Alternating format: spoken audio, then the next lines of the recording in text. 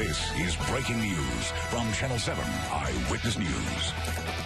The breaking news, 2 deadly police-involved shootings in Brooklyn. A man shot and killed by officers early this morning in Prospect Heights. 6 hours earlier, police shot a man in Canarsie, and the victim died overnight. We're live at both scenes. We begin, though, with Drake Clark, who is live in Prospect Heights. Good morning, Kenny and Lori. We just learned that suspect who was shot early this morning was carrying a .38 caliber handgun, and when he turned towards police, he was shot.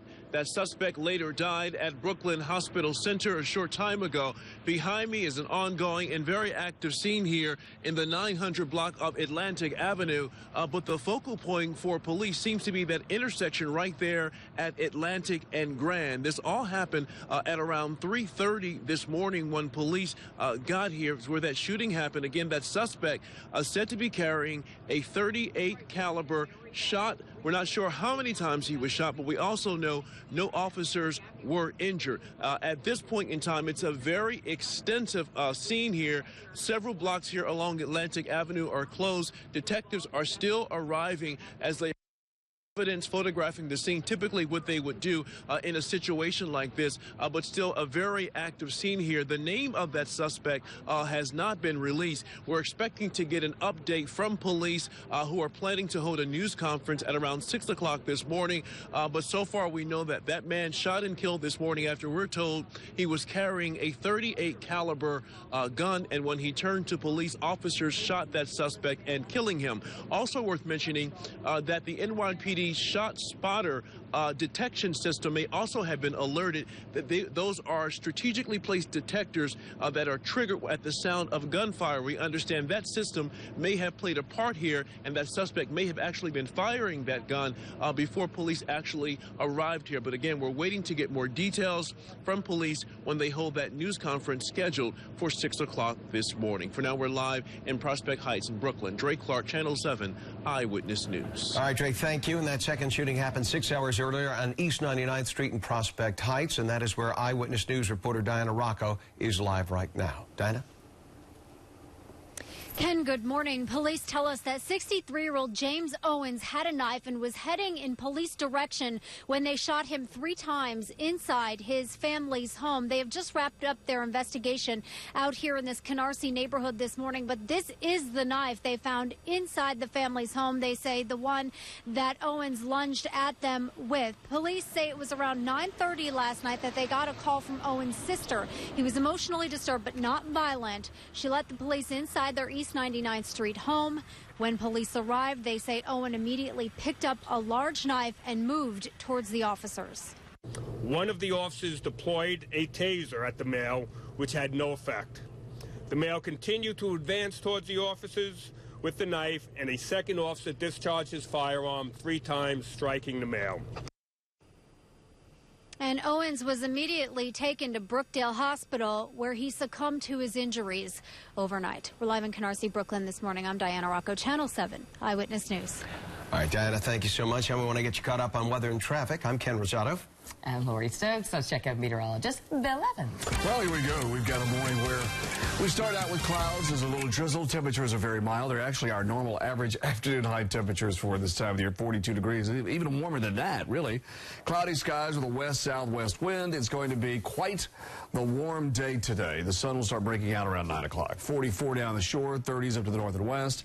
Some visibilities are low in spots like Suffolk County and Long Island, particularly the South Shore and to the interior there. 3-mile visibility now at Newburgh, 1 toward Monticello. Some sprinkles are still around. Hudson River Valley, Fairfield County, and up toward Poughkeepsie. That frontal boundary you see to the west is really the leading edge of cold air that's going to be building in here this afternoon. So before that gets here, you see about 1 o'clock we hit 49. Between 1 and 3, we're going to get to about 52. And then look at that. The temperature drops tonight. Whoa. Is it going to get cold? And we got some snow showers coming for Friday morning's commute. We'll tell you more about that coming up in your AccuWeather forecast.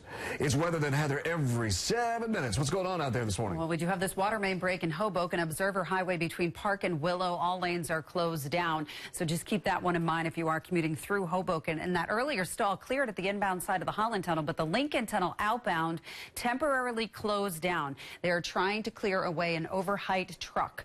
We have the George Washington Bridge with minor delays. And if you want to come inbound at the Lincoln Tunnel, you're doing okay. Brooklyn Battery Tunnel, that's cashless tolls beginning today. And we have New Jersey Transit Metro North Long Island Railroad running on our close to schedule. Here's a look at the New Jersey Turnpike right in front of Newark Airport. You can see the New Jersey Turnpike is doing just fine. No major issues there.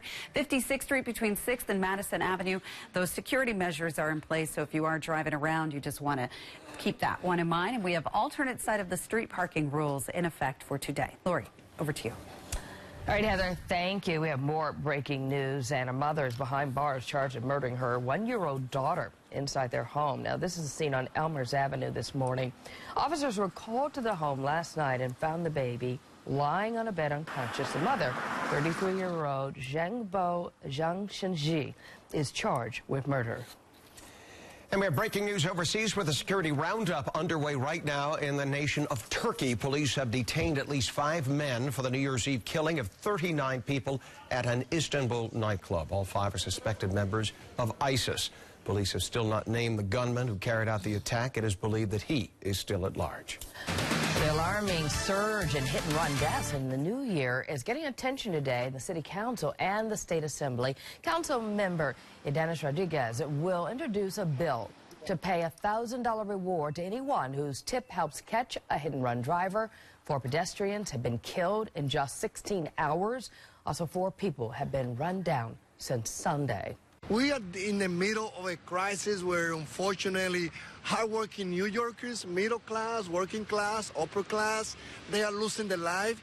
Yeah, because many drivers, they are leaving the scene knowing that they are killing people. That they rather leave, sober up, and come back. And on her first day as Assembly member, Carmen De La Rosa will rally support to close a key loophole. Right now, she says the penalty for leaving the scene of a crash is nowhere near as harsh as the penalty for DWI, so drunk drivers simply flee when they hit someone.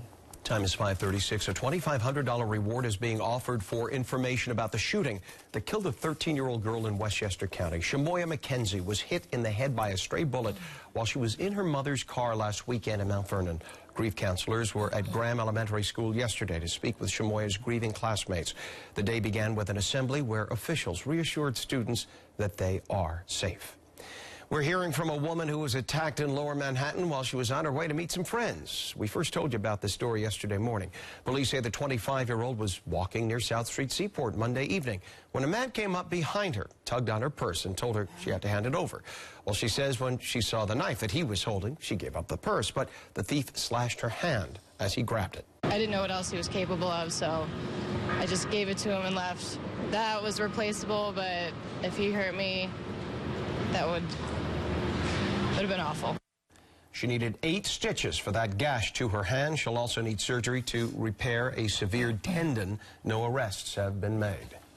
Happening today, the corruption scandal rocking Long Island will push Oyster Bay Town Supervisor John Venditto to resign. Venditto, along with Nassau County Executive Edward Mangano and his wife, were indicted in October on federal corruption charges.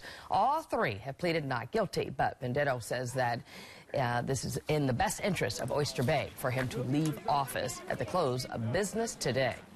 5:38 on their first day. Republicans in the new Congress managed to do a complete U-turn. The night before Congress convened, Republicans had voted in a private meeting to gut the independent office that handles ethics investigations. But within hours, the blowback from the public and a tweet from Donald Trump led to a quick and total reversal. Republicans now say they've dropped the plan, which had been strongly opposed by House Speaker Paul Ryan. Mr. Speaker, We're also seeing new video this morning of a random attack in the Bronx. And you can see the suspect beating a man with a broom in the lobby of a building near Boston Road and Union Avenue. Now, this happened on Monday morning. After hitting the 50-year-old man with the broom several times, the suspect then took his wallet and took off. The wallet was empty. The victim was treated at the hospital and then later released. Happening today, Rockland County officials have joined law enforcement officers in a call for justice in a case that's nearly 40 years old. Officials will take to the steps of the old Rockland County Courthouse to show support for keeping convicted Brinks Heist getaway driver Judith Clark behind bars. 3 people were killed during that 1981 robbery. Governor Cuomo commuted Clark's sentence to allow her to seek parole, saying that she seemed to now be community-minded. Clark was sentenced to 75 years to life. 5:39, still ahead on Eyewitness News this morning, an Eyewitness News exclusive. Veterans organizations on Long Island complaining about funds. The groups claim they haven't received money raised by the first annual Suffolk County Marathon. Also, a warning to homeowners on Long Island, a scam that may lead to your home being burglarized. Stay with us.